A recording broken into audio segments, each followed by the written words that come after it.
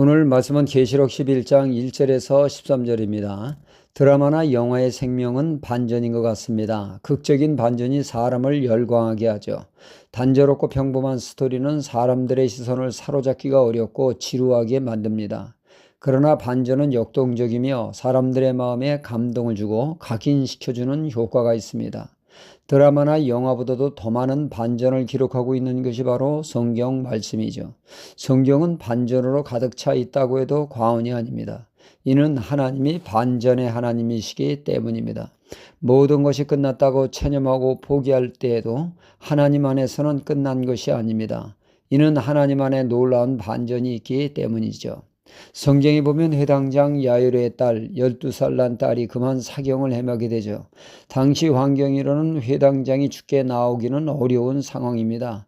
예수 믿는 자 출교를 당할 판이니 말이죠. 그는 딸의 죽고 사는 생사에 이런 갈등을 뛰어넘어 죽게 나와 호소하게 됩니다.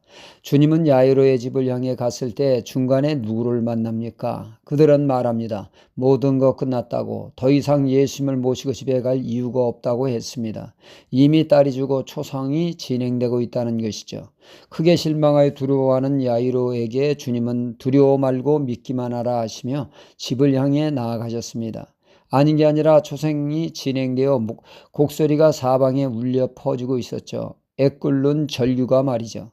이때 주님은 말씀하십니다. 아이가 잔다. 그러자 무리들은 폭소를 자아내며 비아냥을거립니다. 지금 우리가 장난하냐는 것입니다. 아무리 죽은 것 자는 것도 구분 못하는 천시인 줄 아느냐고 말이죠.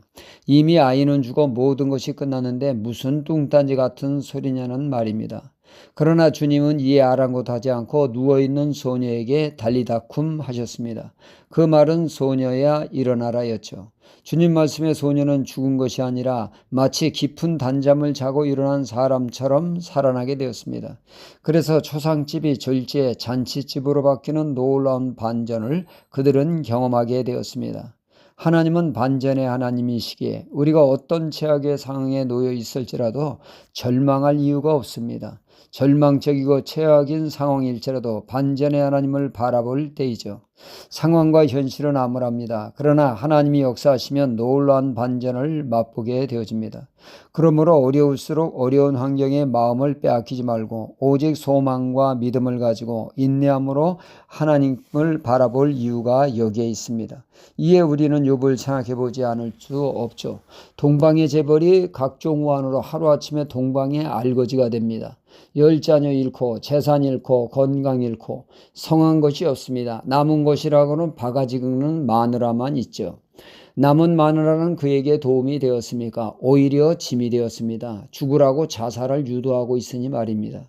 그 당시 지나가는 사람들을 붙잡고 욥의 소식을 들었느냐 물으면서 과연 욥이 재기할 수 있을 것이라고 묻는다면 다들 100이면 100 고개를 저으며 그 인생 끝났습니다. 하나님도 어찌할 수 없을 것입니다. 라고 절망적인 결론을 말했을 것입니다. 하지만 당사자 욥은 뭐라고 말합니까? 나의 가는 길을 그가 아시나니 그가 나를 단련하신 후에 내가 정금같이 나오리라. 지금 비록 내가 어려움에 처하고 있지만 내 인생 이대로 끝나지 않는다. 너의 인생은 존귀하신 반전의 하나님이 계시니까 라고 말이죠.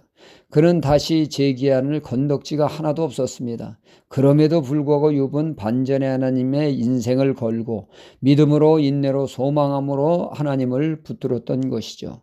그 후 인생 후반부에 그는 다시금 동방의 재벌의 반열에 오르게 되었고 도저히 있을 수 없는 일이 벌어졌습니다.